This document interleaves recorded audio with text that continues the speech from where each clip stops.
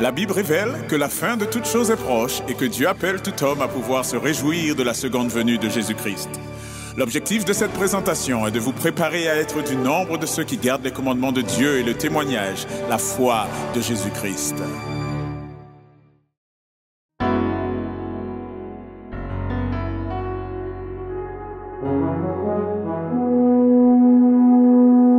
Annonçons partout le dernier message du Seigneur Jésus, revenant des cieux.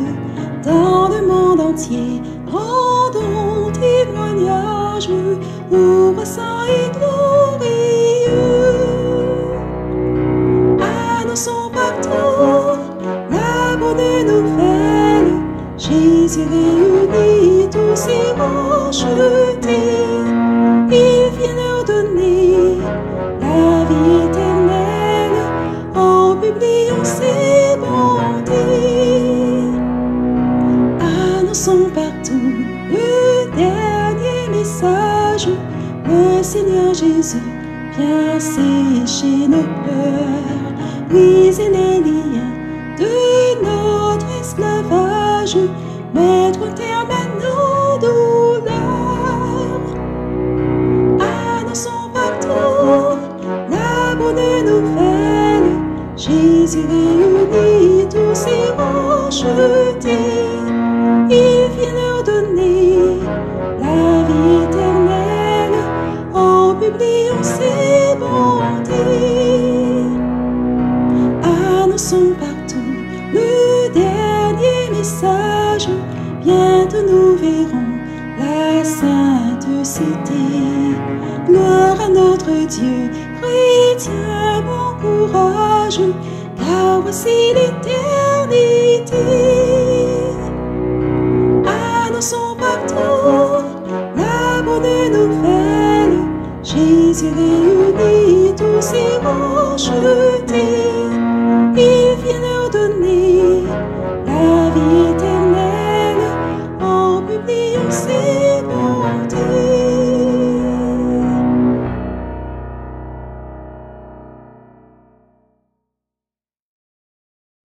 Je salue tout un chacun dans le nom de Jésus et je vous souhaite un bon sabbat. Merci pour l'accueil et merci aussi au Seigneur, avant toute chose, pour la vie qu'il nous accorde. Nous allons commencer ce moment et par la prière, nous allons invoquer la présence du Seigneur. Et je vous invite, pour ceux qui le peuvent, à pouvoir prendre avec moi la position qu'il convient.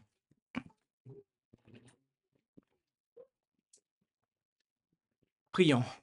Notre Dieu, notre Père céleste, nous voulons te remercier pour ce privilège qu'est le nôtre de nous présenter devant toi en cet instant. Tu nous as conservé la vie. Tu nous as, aussi, tout au long de cette semaine, parlé. Et nous voulons continuer à entendre ta voix au travers de ce moment, alors que nous allons lire ta parole, que nous allons l'étudier. Bénis chacun d'entre nous et que ce que nous allons apprendre soit de nature à nous rapprocher toujours de toi. Et c'est la prière que nous faisons monter vers toi au nom de Jésus. Amen.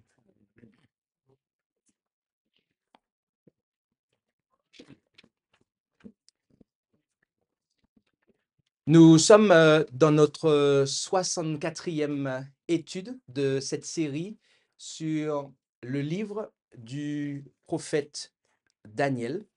Et il s'agira pour nous de considérer les versets 13 et 14 du chapitre 7.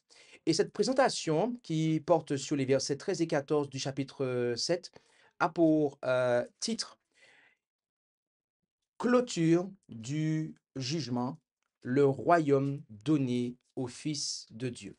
Et nous allons, sans plus tarder, considérer les versets qui ont été cités comme texte de base, et ils se lisent comme suit.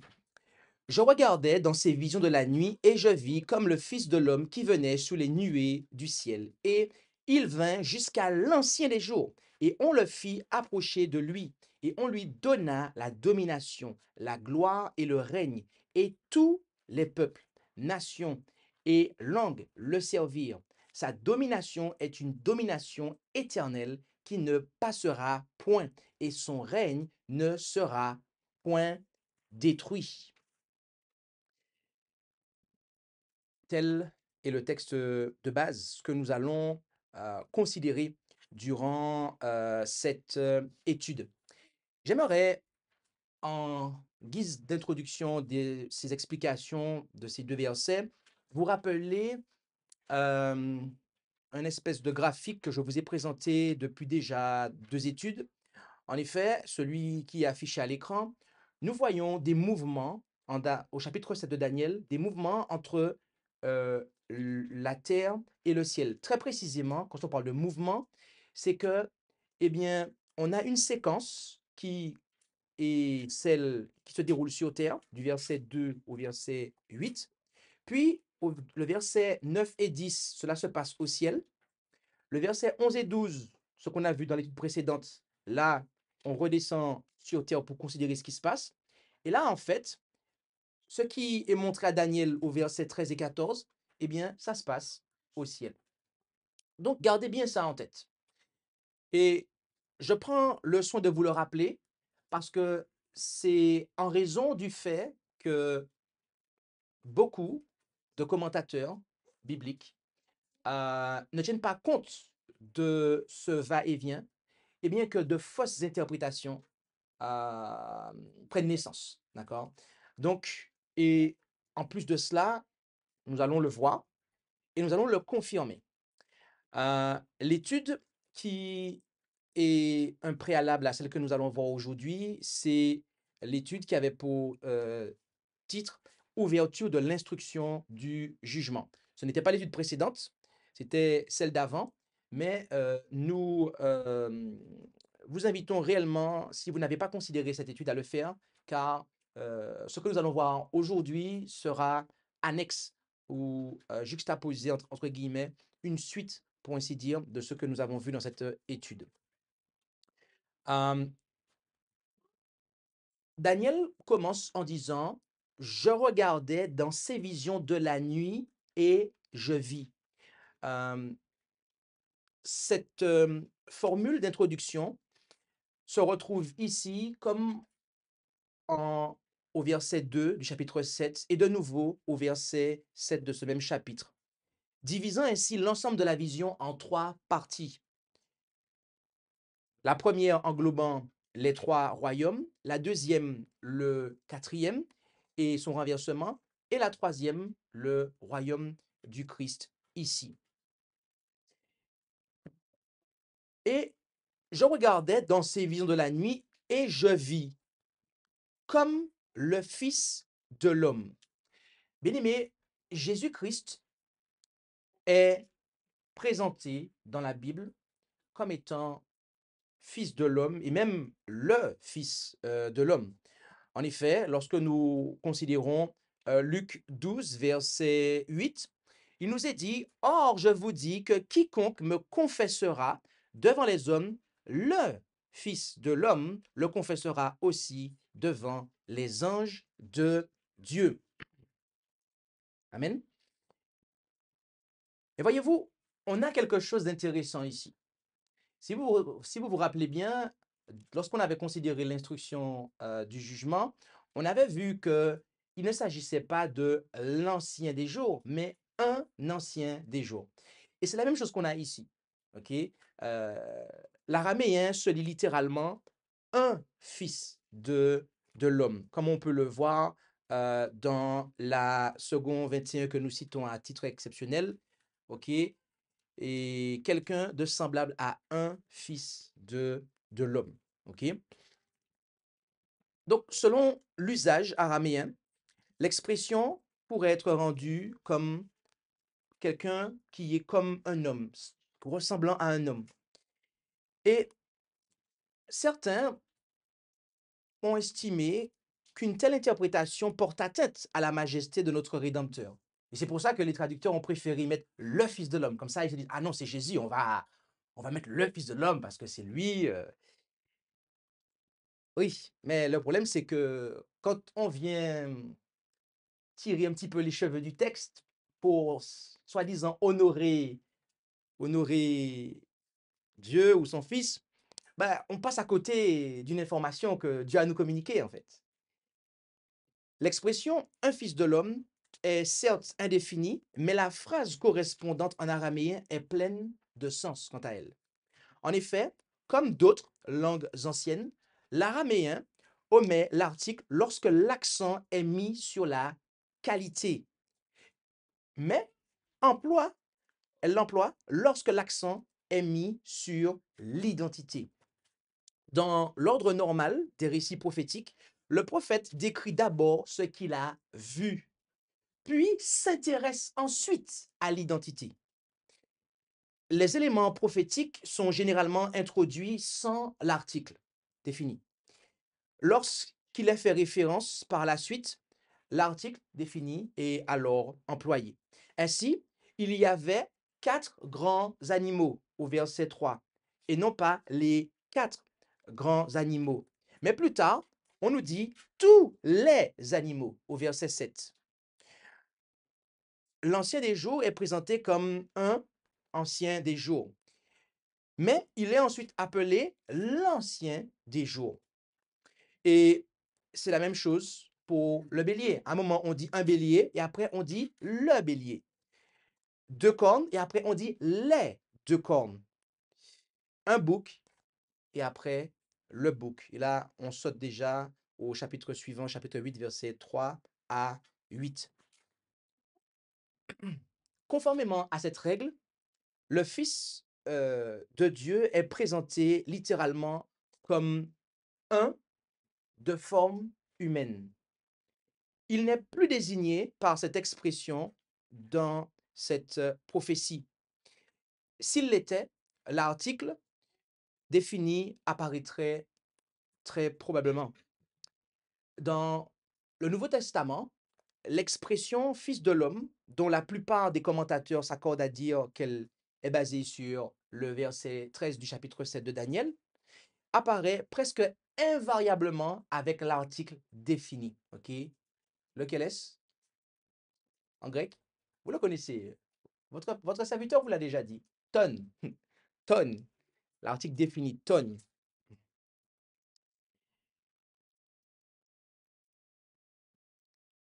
La traduction 1 de forme humaine représente plus adéquatement la phrase araméenne. Bien-aimé, Dieu a choisi de présenter son Fils dans une vision prophétique en mettant l'accent sur son humanité. Lors de l'incarnation, le Fils de Dieu a pris sur lui l'humanité déchue. Notre humanité, c'est celle que nous avons. En effet, nous voyons cela dans les textes suivants. Jean 1, versets 1 à 4 et 14. Au commencement était la parole, et la parole était avec Dieu, et la parole était Dieu. Elle était au commencement avec Dieu. Toutes choses ont été faites par elle, et rien de ce qui a été fait n'a été fait sans elle. En elle était la vie, et la vie était la lumière des hommes. Verset 14. Et la parole a été faite chair et a habité parmi nous. Et nous avons contemplé sa gloire, une gloire telle qu'elle, celle, c'est ce que dit ma version, hein, du Fils unique du Père, pleine de grâce et de vérité. Okay? Encore, Romains 1, verset 1 à 3. Paul, serviteur de Jésus-Christ, appelé à être apôtre, mis à part pour annoncer l'évangile de Dieu, qu'il avait promis auparavant par ses prophètes dans les Saintes Écritures, touchant son Fils qui est né de la race de David selon la chair. Et encore, Hébreux 2, versets 14 et 16, puisse donc que ces enfants participent à la chair et au sang, il y a aussi de même participé afin que par la mort, il détruisit celui qui avait l'empire de la mort, c'est-à-dire le diable. Car il n'a pas pris les anges, mais il a pris la postérité ou la semence d'Abraham. D'accord? Certaines versions vont rajouter la nature des anges, ce qui n'est pas faux en soi, bien que le mot n'apparaisse pas entre le verbe prendre et les anges, mais c'est cela. Ainsi,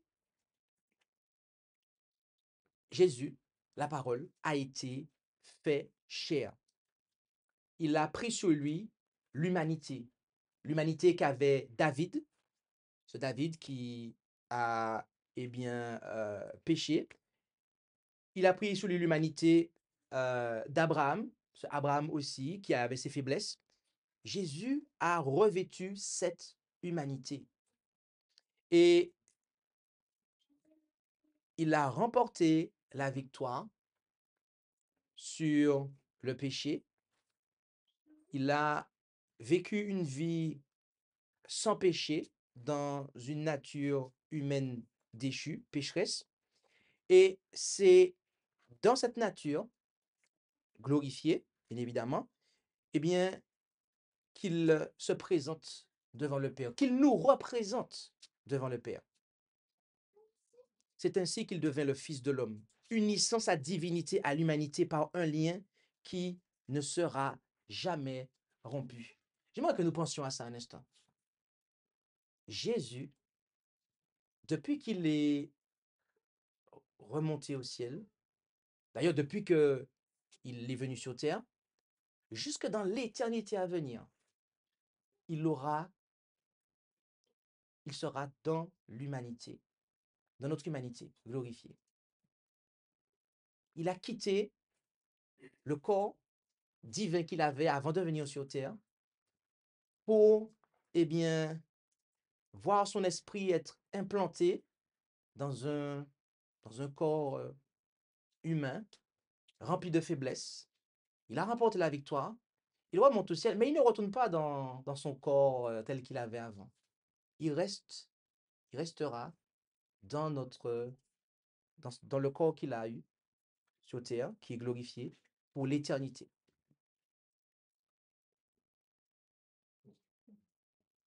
Voilà le sacrifice de Jésus.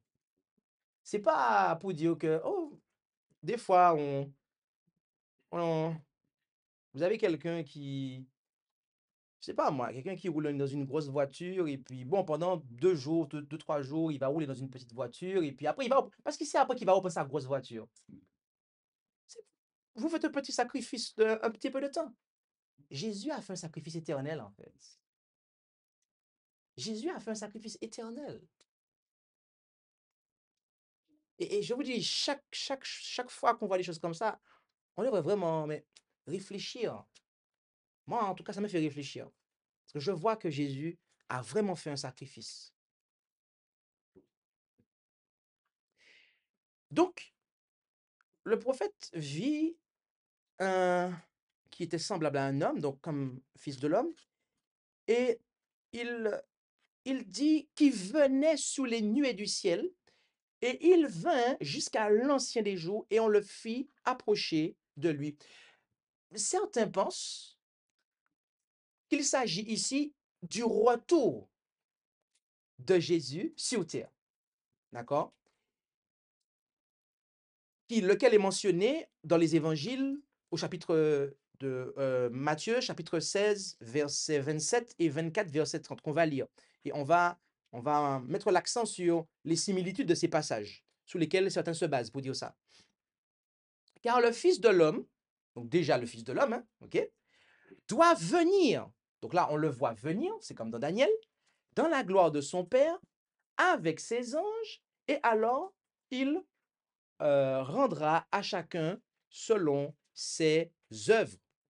OK? Et encore, alors le signe du Fils de l'homme paraîtra dans le ciel, alors aussi toutes les tribus de la terre se lamenteront en se frappant la poitrine, et elles verront le Fils de l'homme venir sur les nuées du ciel avec une grande puissance et une grande gloire. Et donc là, on voit Fils de l'homme, nuée, tac, tac, ça coïncide. Donc, certains concluent que Daniel 7, verset, le verset qu'on a ici, eh bien, ça correspond à la seconde venue de Jésus sur terre. Qu'en est-il? Il est vrai que des nuées d'anges accompagneront Jésus lors de son retour. En effet, lorsque nous comparons Matthieu 24, verset 30 et Matthieu 25, verset 31, on voit que le Fils de l'homme vient sur les nuées du ciel. Et au chapitre suivant, au verset 31, on nous dit, le Fils de l'homme viendra dans sa gloire avec tous les saints anges. Donc, lorsqu'on nous dit qu'il vient sur les nuées du ciel, il ne faut pas comprendre que Jésus viendra sur l'amas de vapeur d'eau, de gouttelettes dans le ciel qu'on appelle nuage. Hein. C'est pas ça. Je vous le dis parce qu'à une époque, je pensais que c'était ça. Quand j'étais jeune dans la foi, je me disais, ah ouais, les nuages vont vraiment s'assembler, comme ça, il va monter dessus. Et non, non, non, non, non, non. C'est pas ça, en fait. Il va venir avec tous les anges. Et de loin, quand on va, l'amas d'anges, ça va ressembler à des nuées, en fait. D'accord? Donc, ça, c'est vrai. Il est vrai que des nuées d'anges accompagneront Jésus lors de son retour. Mais bien aimé, chaque déplacement divin important dans le ciel est escorté par des nuées d'anges. En effet, considérons ensemble le psaume 104, verset 3, et on le lit exceptionnellement dans la seconde 1910. Il forme avec les eaux le fait de sa demeure. Il prend les nuées pour son char. Il s'avance sur les ailes du vent. Maintenant, nous avons lu ce passage-là. Comparons-le avec Psaume 68, verset 18, dans la Bible annotée. Les chars de Dieu se comptent par myriades redoublées, par milliers de milliers. Le Seigneur est au milieu d'eux. C'est un Sinaï en sainteté. Avez-vous noté ça avec moi? Et je le laisse afficher à l'écran. Quand vous voyez le verset 18 du psaume 68, à quoi fait-on allusion ici?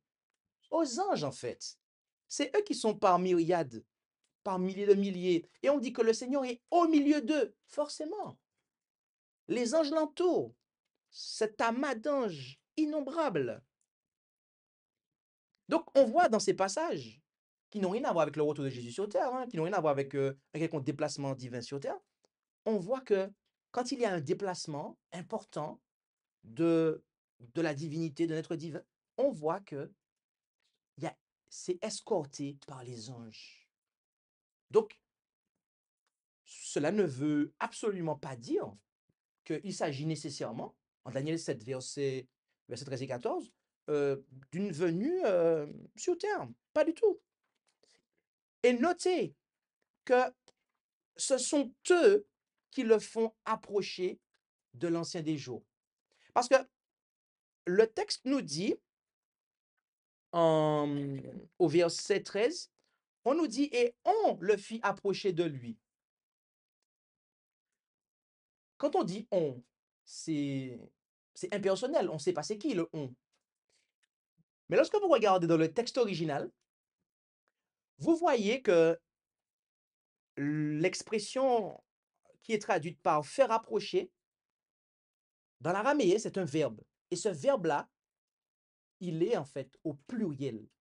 Donc c'est ils le firent approcher de lui. C'est qui ce ils? Les anges, cette nuée d'anges en fait. OK?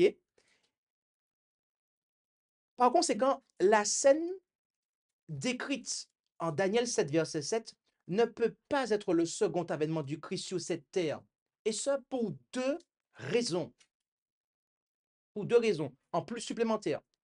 Premièrement, on a vu que ce n'est pas une nécessité que ce soit sur terre parce que, même dans les déplacements divins importants dans le ciel, il y a des nuées d'anges. Mais voilà les deux raisons supplémentaires. Premièrement, le texte dit qu'il vint jusqu'à l'ancien des jours. C'est ce qui est dit. On ne dit pas qu'il vient sur terre. On nous donne sa destination.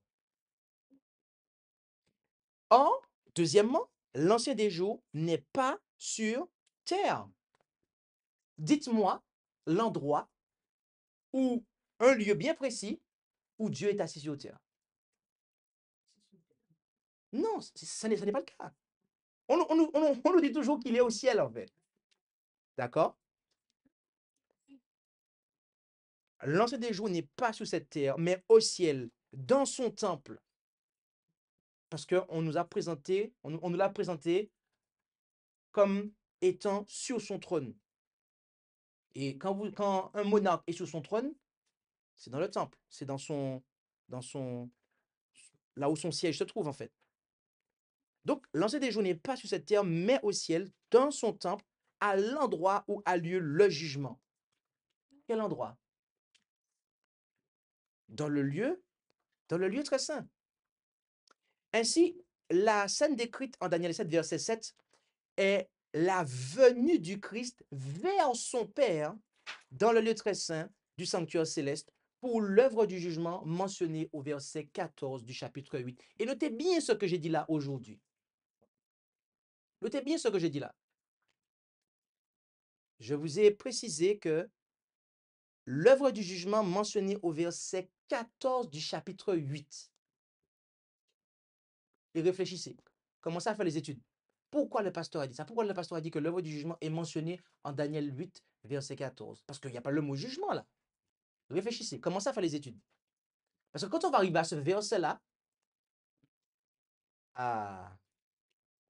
je pense qu'on aura de quoi déguster. Parce que c'est vraiment bon. Ce verset-là est vraiment bon, mes amis. Il est vraiment bon. J'ai pris plaisir à l'étudier. Ainsi, donc comme on a dit, la scène décrite est le déplacement du Christ vers son Père dans le lieu très saint, au sanctuaire céleste, dans le ciel. L'étude du verset 14 confirme tout ce que nous venons de dire.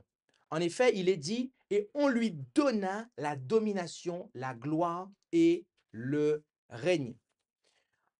En Luc 19, versets 12 à 15 et au verset 26 et 27, il nous est dit, on nous présente le Christ comme un noble qui s'est rendu dans un pays lointain pour recevoir un royaume et revenir. Lisons ça ensemble. Il dit donc, et c'est Jésus qui parle, un homme de grande naissance s'en alla dans un pays éloigné pour prendre possession d'un royaume et s'en revenir ensuite.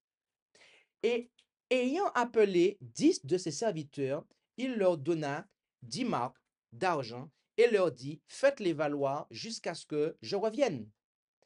Verset 14.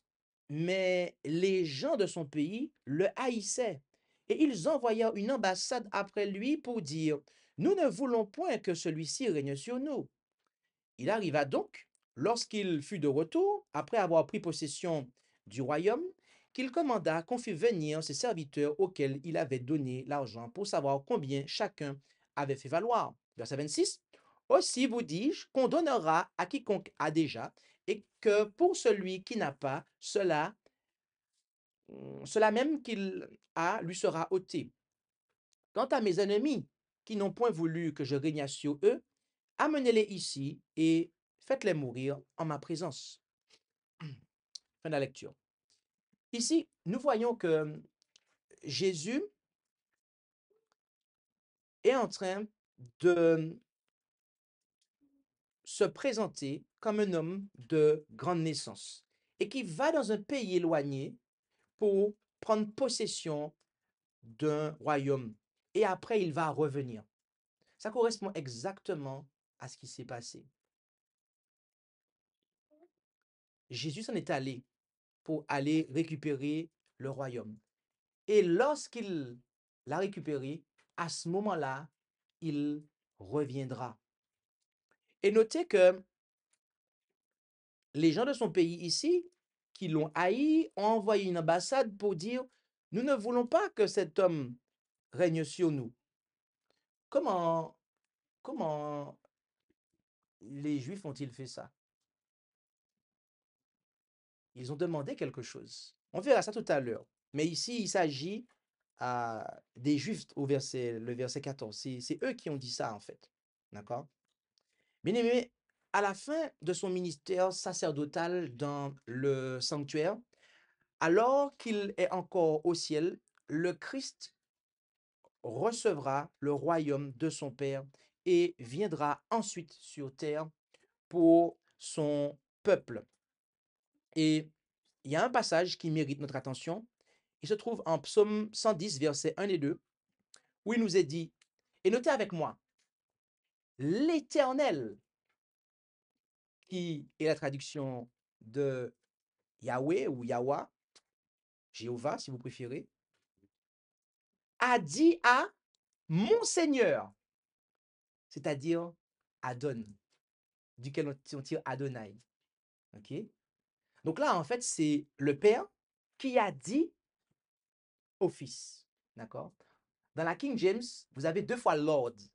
Lord, le premier écrit tout en capital, qui est systématiquement une traduction de Yahweh. D'accord? Et quand vous avez Lord qui n'est pas écrit tout en capital, c'est Adonai. Donc ici, le Père a dit à son Fils, sieds-toi, donc assieds-toi à ma droite, jusqu'à ce que j'ai mis tes ennemis,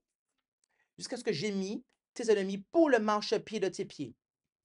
L'Éternel fera sortir de Sion le sceptre de ta force, disant, domine au milieu de tes ennemis. D'accord? Donc, depuis que Jésus est remonté au ciel, il est à côté de son Père. Et il attend que le royaume lui soit remis. Il attend que le royaume lui soit remis. D'ailleurs, quand on regarde en Apocalypse, on voit en fait qu'il vient en tant que roi des rois et seigneur des seigneurs. Okay? Donc ça montre bien en fait que c'est à ce moment-là. Et tous les peuples, nations et langues le servirent.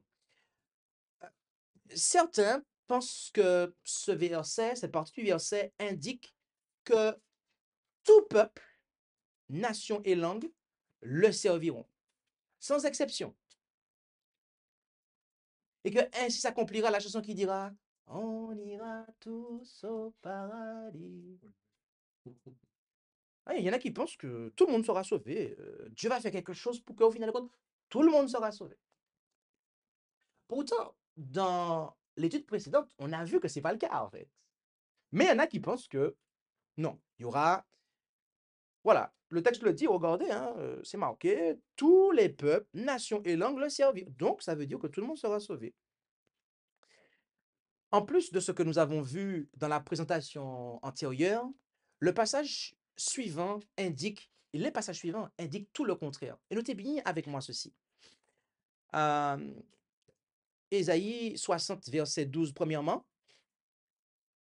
Car la nation et le royaume qui ne te serviront point périront. Même ces nations-là seront réduites en une entière désolation. Dites-moi, quand vous lisez ça, vous voyez une condition, n'est-ce pas? C'est-à-dire que si on ne sert pas Dieu déjà, bon, on périt en fait.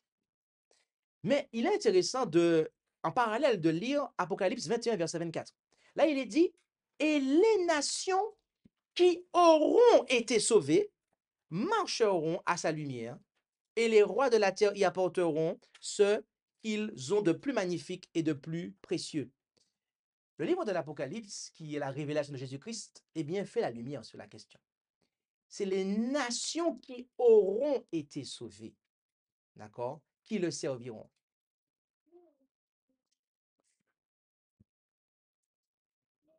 Oui, bien-aimés, de toute nation, tribu, langue et peuple, il y aura des rachetés et qui seront, eh bien, les représentants de ces nations-là et qui, ce sont ces rachetés-là, de toutes ces nations et peuples, qui le serviront. Et enfin, on nous dit que sa domination est une domination éternelle qui ne passera point et son règne ne sera point détruit. Nous avons déjà eu l'occasion de considérer cela abondamment en Daniel chapitre 2, lorsque nous avons considéré aussi eh bien, les paroles de Nebuchadnezzar, lorsqu'il a reconnu à plusieurs reprises, il a fait la confession que Dieu était le plus grand. On voit ici cette chose être répétée. On voit bien ici le principe de chaîne prophétique. On voit bien ici le principe de chaîne prophétique. Et j'aimerais que nous puissions considérer un passage afin de pouvoir clarifier un élément. Et qui sera le dernier passage de notre série d'explications. 1 Corinthiens 15, versets 24 à 28, où il nous est dit, « Après cela, viendra la fin, quand il aura remis le royaume à Dieu le Père. Notez bien ça. Là, on parle du Fils et on dit qu'il va remettre le royaume à Dieu le Père et qu'il aura détruit tout empire, toute domination et toute puissance, car il doit régner jusqu'à ce qu'il ait mis tous ses ennemis sous ses pieds. L'ennemi qui sera détruit le dernier, c'est la mort, car Dieu a mis toutes choses sous ses pieds. Or, quand il est dit que toutes choses lui sont assujetties, il est évident que celui qui lui a assujetti toutes choses est accepté. Et quand toutes choses lui auront été assujetties, alors aussi le Fils même sera assujetti à celui qui lui a assujetti toutes choses, afin que Dieu soit tout en tous. Nous avons pris le temps de lire ce verset, arrivé à ce stade de notre étude, de manière à bien clarifier quelque chose. Parce qu'il y en a qui pensent que quand on nous dit que le royaume lui est donné, il y en a qui pensent que c'est une espèce de transfert, en fait. D'accord? Un espèce de transfert et que, eh bien, dorénavant et pour l'éternité à venir, eh bien, le Fils sera plus grand que le Père. Et on pense cela parce que, eh bien, on soutient la doctrine de la Trinité, voilà, et donc le Fils peut tout aussi bien assumer le rôle du Père, et donc là, ils vont interchanger de rôle quand le royaume lui est donné. Mais ici, on apprend que le royaume est donné au Fils, d'accord, pour justement qu'il puisse soumettre tous les ennemis. Et une fois que cela est fait et que la mort est éradiquée, qu'est-ce qui se passe? Eh bien, le Fils lui-même, eh bien, sera assujetti à son Père. À aucun moment, en fait, le Père n'est assujetti au Fils lorsque ce dernier reçoit le royaume de ses mains. Et ça, c'est vraiment un élément, une vérité, un texte, et c'est un texte qui contient une vérité qui, que nous devrions vraiment considérer. Surtout si nous pensons que, eh bien, dans le temple céleste, il y aurait une Trinité. Ça montre bien que ce n'est pas le cas, en fait. Parce que là, on voit quand même que pour l'éternité à venir, on voit que le Fils sera assujetti au Père. Et il y en a qui disent le contraire. Je pense que d'ailleurs, nous vous avons fait entendre ça. Quelqu'un qui a dit que non, il y a pas d'assujettissement du Fils par rapport au Père, etc. C'est pas comme ça que ça se passe et compagnie. Bien aimé, la parole de Dieu est claire. Elle est très claire. Nous sommes parvenus à la fin de cette étude et lorsque nous étudions un texte, un passage, et que nous le comprenons pour ce qu'il nous dit, eh bien, nous sommes alors en mesure de pouvoir, eh bien, de pouvoir tirer des leçons et avoir s'il n'y a pas d'application pour nous aujourd'hui. Et il y en a, bien aimé. Nous avons vu, lorsque nous avons étudié, que le Christ, depuis qu'il est monté au ciel, eh bien, il est monté au ciel avec notre humanité, glorifiée. Et jusqu'à notre époque, il a cette forme humaine glorifiée, et il l'aura pendant l'éternité. Et j'aimerais réinsister là-dessus en vous disant que les pécheurs repentants que nous sommes, et nous espérons que chacun d'entre nous est repentant et se repent de ses péchés et s'est repenti de ses péchés, eh bien, nous avons pour représentant devant le Père un qui est semblable à nous, un qui a été tenté en tout point comme nous et qui peut compatir à nos faiblesses. En effet, l'Écriture nous dit ce qui suit en Hébreux 4, versets 14 à 16. Puisse donc que nous avons un grand et souverain sacrificateur, Jésus le Fils de Dieu, qui est entré dans les cieux, demeurons fermes dans notre profession, car nous n'avons pas un souverain sacrificateur qui ne puisse compatir à nos infirmités, puisqu'il a été tenté de même que nous en toutes choses. J'aimerais faire une parenthèse ici. Pour être un souverain sacrificateur dans le sanctuaire terrestre, eh bien, cette personne-là devait être du milieu du peuple. D'accord? C'était une condition. Cela véhicule l'enseignement que si Jésus n'avait pas revêtu notre humanité, il n'aurait pas pu être notre souverain sacrificateur. Et voyez-vous, c'est pour ça que vous avez des systèmes religieux, notamment un système religieux, le catholicisme romain, qui donne aux gens comme prêtres des charnels. Pourquoi? Parce qu'ils ne croient pas que Jésus-Christ a la nature humaine d'Adam après le péché. Ils croient que Jésus-Christ avait la nature humaine d'Adam avant le péché. Et donc, Jésus est trop élevé pour être notre souverain sacrificateur. Il est trop éloigné de nous. Donc, on donne aux gens, les êtres humains mortels, charnels, etc., comme, eh bien, sacrificateurs. Bien-aimés? Non. Ces hommes sont tous disqualifiés. Nous le disons, les prêtres catholiques romains, ok, et n'importe quelle autre personne qui va vouloir se mettre en mode médiateur entre Dieu et l'homme, eh bien, il est disqualifié. D'accord? Jésus-Christ est qualifié pour ça parce qu'il a remporté la victoire dans notre nature humaine et laquelle a été glorifiée et avec laquelle il se présente pour nous devant Dieu. Poursuivons la lecture. Puisqu'il a été tenté de même que nous en toutes choses, si l'on en accepte le péché. Allons donc avec confiance au trône de grâce afin d'obtenir miséricorde et de trouver grâce pour être secouru dans le temps convenable. Est-ce que vous savez à quelle phase vous et moi nous sommes du royaume de Dieu? Vous savez, je tiens à le préciser parce que nous avons eu des personnes qui ont adhéré à notre message et qui, à un moment, ont développé l'idée selon laquelle, eh bien, le royaume de Dieu est déjà là, dans le sens, le royaume de gloire, en fait.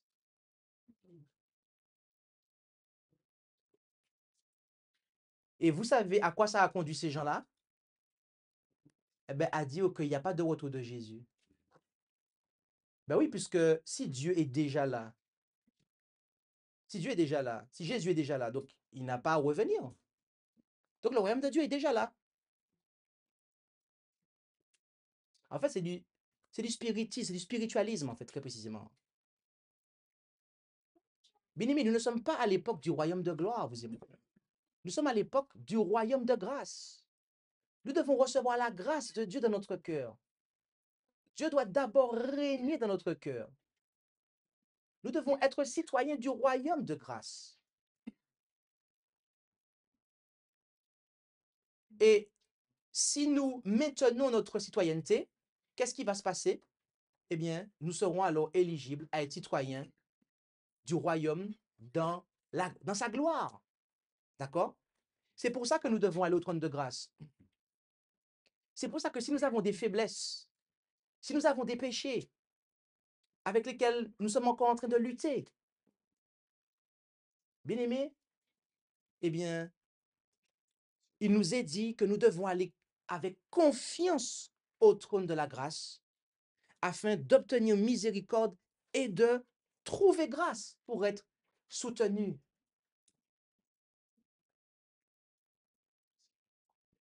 Ne pensons pas que, eh bien, on peut rester dans cet état.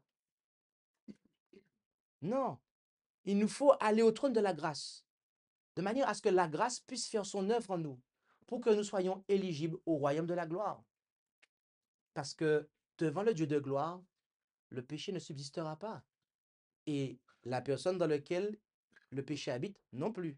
C'est pour ça que c'est dès maintenant, bien-aimés. Dès maintenant. Profitons. Profitons que le royaume de gloire n'est pas encore venu sur nous pour justement, eh bien, trouver le pardon et la purification de nos péchés. C'est une pensée réconfortante, n'est-ce pas, de savoir que Jésus-Christ, eh bien, en tant qu'homme, nous représente devant Dieu, son Père et notre Père. Mais hélas, cette pensée semble ne pas être réconfortante pour tous. En effet, en Luc 19, versets 12 et 14, et nous revenons ici, on a parlé de Jésus sous le symbole d'un homme de grande naissance qui s'en alla dans un pays éloigné pour prendre possession d'un royaume et s'en revenir ensuite. Et le verset 14 nous dit, mais les gens de son pays le haïssaient et ils envoyèrent une ambassade après lui pour dire, nous ne voulons point que celui-ci règne sur nous. Bien-aimés, cette parole, nous l'avons dit avant l'heure, mais elle s'applique aux Juifs, à la nation juive, et très précisément à ceux qui ont eh bien, eu cette posture d'opposition vis-à-vis du Fils de Dieu. Jean nous dit, dans son évangile, chapitre 1, verset 11, « Il est venu chez soi, et les siens ne l'ont point reçu. » Et comment cela s'est passé? En Jean 19, verset 15, il nous est dit, « Mais ils criaient, ôte-le, crucifie-le. » Pilate leur dit, « Crucifierai-je votre roi ?» Les principaux sacrificateurs répondirent, « Nous n'avons point d'autre roi que César. » Et là, ça a été, quelque part, une ligne qu'ils ont franchie. Nous n'avons point d'autre roi que César. En arrivant jusque-là, eh bien, ils ont dit clairement qu'ils le haïssaient et qu'ils ne voulaient point qu'il règne sur eux.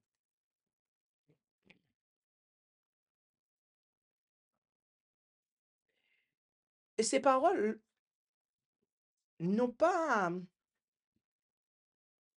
Lorsqu'ils ont dit que nous n'avons pas d'autre roi que César, est-ce que vous pensez réellement que les Juifs, les sacrificateurs, ont soigneusement pensé ça, en fait?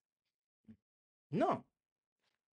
Ils n'étaient pas prêts à renoncer à leur espérance messianique ou à répudier formellement Dieu comme leur roi. Jusqu'à présent, ils attendent encore le Mashiach, comme ils disent. D'accord?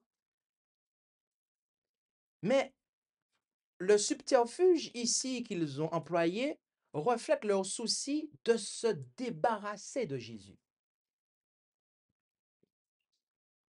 Et néanmoins, par cette déclaration, ils se sont retirés de la relation d'alliance avec Dieu et ont cessé d'être son peuple élu. Bien-aimés, en rejetant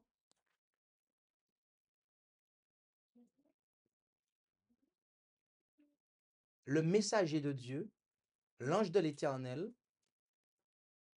l'apôtre de Dieu, en rejetant Jésus-Christ, autrement dit, les Juifs ont factuellement se sont coupés de Dieu. Et vous savez, cela est un principe qui nous est tristement rapporté dans la parole. Qu'en rejetant un messager de Dieu, un serviteur de Dieu, eh bien que c'est Dieu que l'on rejette. Entendons-nous en 1 Samuel 8, versets 7 et 8. 1 Samuel 8, versets 7 et 8, où il nous est dit, « Et l'Éternel dit à Samuel, obéis à la voix du peuple dans tout ce qu'ils te diront. » D'ailleurs, est-ce que vous savez pourquoi le peuple a demandé ce qu'ils ont demandé à Samuel qu'on va lire? Parce qu'ils ont dit à Samuel, oh, mais tu es trop vieux. Et puis tes fils là, ils font pas comme toi. Donc, on veut un roi. On veut un roi. Parce que tes fils sont pas comme toi. Et puis toi, tu es trop vieux. Donc, voilà, donne-nous un roi. Ils ont voulu être organisés comme le monde, comme ils en avaient envie, pas selon Dieu.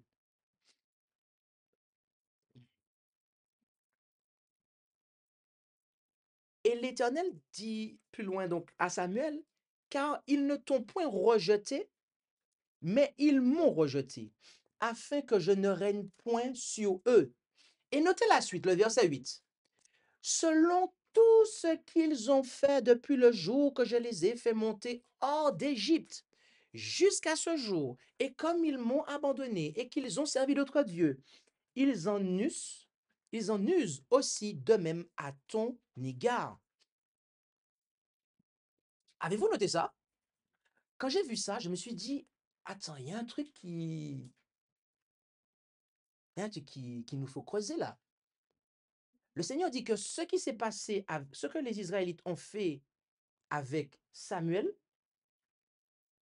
c'est ce qu'ils ont fait depuis le jour où l'Éternel les a fait monter, sortir du pays d'Égypte. C'est ce qu'il faut avec Samuel aujourd'hui.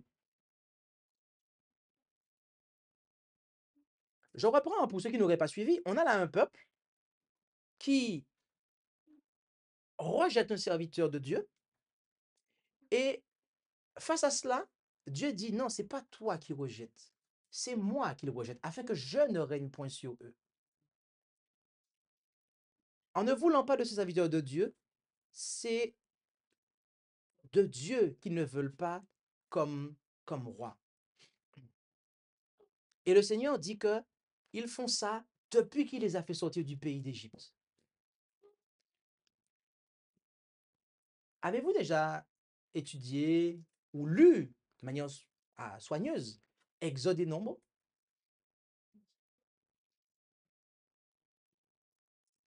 Alors, j'espère que ça a été le cas pour certains. Et il y a beaucoup de choses qu'on apprend dans ces livres-là. Mais il y a l'une de ces beaucoup de choses qu'on apprend que j'aimerais vous présenter en guise de conclusion. Parce que c'est ce qu'il nous dit au verset 8 là. Depuis qu'ils sont sortis du pays d'Égypte. Notez avec moi ceci. Et notez la fréquence à laquelle ça a eu lieu. Pour comprendre pourquoi Dieu a dit ça à Samuel. Pourquoi il a fait référence à ce qui s'est passé depuis qu'Israël est sorti d'Égypte. Lisons. Alors le peuple murmura contre Moïse en disant, que boirons-nous? Exode 15, verset 24. Et toute l'assemblée des enfants d'Israël murmura dans ce désert contre Moïse et Aaron. Exode 16, verset 2. Et le peuple querella Moïse et ils lui dirent, donnez-nous de l'eau pour boire, etc., etc. Et ainsi le peuple murmura contre Moïse. Exode 17, versets 2 et 3. Mais c'est pas tout. On continue. Alors Marie et Aaron parlèrent contre Moïse à l'occasion de la femme qu'il avait prise, parce qu'il avait pris une femme éthiopienne. Nombre 12, verset 1. Et tous les enfants d'Israël murmurèrent contre Moïse et contre Aaron. Et toute l'assemblée leur dit, plût à Dieu que nous fussions morts au pays d'Égypte ou en ce désert. Plût à Dieu que nous fussions morts. Nombre 14, verset 2. Corée, Dathan et Abiram s'élevèrent contre Moïse, avec eux 500 hommes des enfants d'Israël. Nous ne lisons pas tout, hein, mais nous prenons des brides de passage ici. On est en Nombre 16 maintenant, versets 1 et 2, et on va lire quelques parties du verset 41 à 42. Et on nous dit, notez une chose, c'est qu'au verset 41 de cette même histoire de Corée, Dathan et Abiram, après qu'ils aient été châtiés, on dit, oh, dès le lendemain, donc que ces hommes aient été, les hommes ont subi cette sentence, toute l'assemblée d'Israël murmura contre Moïse et Aaron. 10 ans, et notez bien ça, hein, parce que nous allons faire une petite parenthèse ici. Vous avez fait mourir le peuple de l'Éternel. Et il arriva, comme l'assemblée se formait contre Moïse et contre Aaron. Faisons une petite pause ici. Avez-vous noté jusqu'ici toutes les fois ou toutes les fréquences à laquelle le peuple ou des gens du peuple se dressaient contre Moïse, murmuraient contre Moïse et Aaron, etc. Voilà de quoi l'Éternel parle, hein. Mais notez une chose ici, et nous le soulignons pour vous, vraiment. Ils ont dit, faisant référence aux hommes qui ont subi la sentence pour s'être rebellés, vous avez fait mourir le peuple de l'Éternel. Des gens que Dieu a châtiés parce qu'ils se sont rebellés contre lui, en se rebellant contre ses serviteurs. Des gens qui ont été radiés de l'Église d'Israël. Il y a des membres qui n'ont pas été radiés, qui sont dans l'Église et qui se sont plaints et ils ont dit, ah, vous avez fait mourir le peuple de l'Éternel. Gardez juste ça en tête, parce qu'il y a une deuxième qui arrive dans quelques instants. Nombre 20, versets 2 et 3. Et ni en ayant point d'eau pour le peuple, ils s'assemblèrent contre Moïse et Aaron. Et le peuple contesta avec Moïse, et ils lui dirent, plût à Dieu que nous fussions morts quand nos frères moururent devant l'Éternel. Donc cette fois-ci, c'est pas simplement le peuple, parce qu'on peut se dire, oui, mais les gens qui sont morts, ils faisaient partie du peuple de Dieu. Là, ils disent nos frères, en fait. Quand vous dites nos frères, ça veut dire que, en fait, vous sympathisez avec eux. Avant de revenir sur ça et d'insister sur ça, permettez-moi de finir cette série-là. Nombre 21, verset 5, le peuple donc parla contre Dieu et contre Moïse. Voilà. Et là, on était en Nombre 21, verset 5. Avez-vous noté cette série-là, cette fréquence, toutes ces séquences où... Voilà de quoi Dieu parlait à Samuel. Depuis qu'ils sont sortis d'Égypte, en fait, ce peuple-là, eh bien, ce qu'ils font, ce que tu vois là, Samuel, qu'ils font envers toi, mais c'est ce qu'ils me font depuis qu'ils sont sortis d'Égypte, en fait. Et comment cela se manifestait? Eh bien, en se dressant, en murmurant contre les dirigeants visibles du peuple. En murmurant et en dirigeant contre les dirigeants que Dieu avait suscités, les dirigeants visibles, le peuple était en train de se rebeller contre Dieu, en fait. Et bien aimé, rappelez-vous que je vous ai dit, il y a une petite parenthèse qu'on va faire dans ça. Des gens qui ont été sanctionnés par Dieu. Des gens qui n'ont pas été sanctionnés ont eu de la sympathie pour eux et ils ont fait leur reproche à Moïse, mais vous avez fait périr le peuple de l'Éternel. Oui, nos frères sont morts. Dites-moi, est-ce que vous... Que penseriez-vous, je vais poser la question plutôt, que penseriez-vous si je vous dis,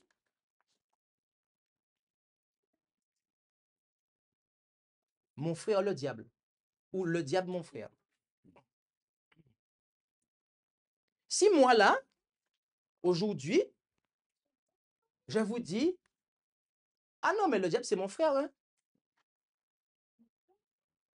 Mon frère le diable? Non, franchement, comment me verriez-vous en fait?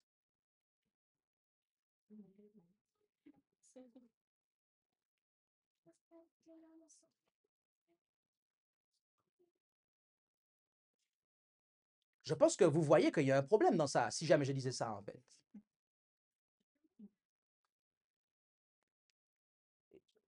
Et quand je dis ça, ben forcément, c'est très clair. Ah oui, mais on ne peut pas dire ça, mon frère le diable. Mais alors pourquoi les gens, en fait, qui sont animés de l'esprit du diable, qui font le travail du diable dans l'église, pourquoi quand ils partent, on dit, le peuple de Dieu, nos frères, qu'avez-nous fait à nos frères?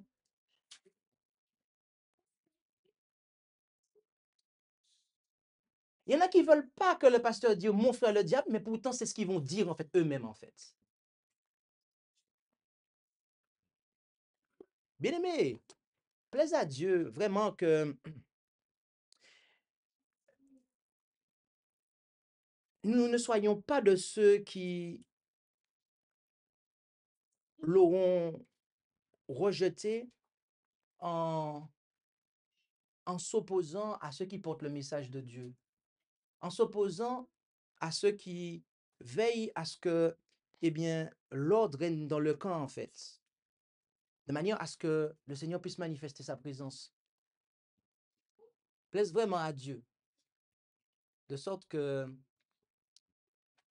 par notre vie, par nos actes et par nos paroles, nous ne soyons pas de ceux qui disent nous ne voulons pas que cet homme règne sur nous, c'est-à-dire ce Jésus-là. Plaise à Dieu que nous ne puissions pas nous joindre à ceux qui disent ces choses. Que Dieu nous bénisse tous. Maranatha.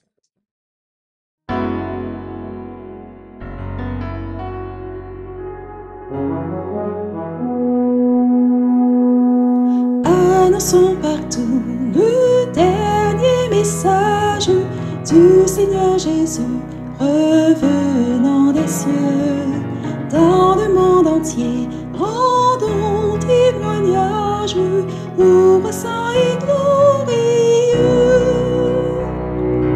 Annonçons partout la bonne nouvelle, Jésus réunit tous ses rachetés. Il vient leur donner la vie éternelle en publiant ses bontés. Annonçons partout le dernier message, le Seigneur Jésus vient sécher nos pleurs, briser les liens de notre esclavage, mettre un terme à nos douleurs. Annonçons partout la bonne nouvelle, Jésus réunit tous ses rachetés. Il vient leur donner la vie éternelle en publiant ses bontés. Annonçons partout le dernier message, bientôt nous verrons la sainte cité. Gloire à notre Dieu, chrétien, bon courage, car voici l'éternité. Annonçons partout la bonne nouvelle, Jésus réunit tous ses rachetés. Il vient leur donner la vie éternelle en publiant ses bontés.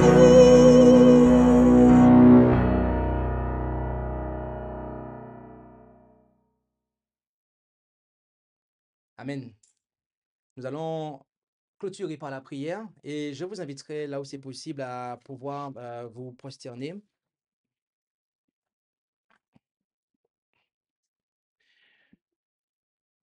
Notre Dieu, notre Père céleste, nous voulons te remercier pour ce moment que nous avons passé dans ta parole et nous sommes reconnaissants de ce que Jésus, eh bien, soit venu sur cette terre pour revêtir notre humanité déchue, afin de nous donner un exemple avant d'être notre sauveur.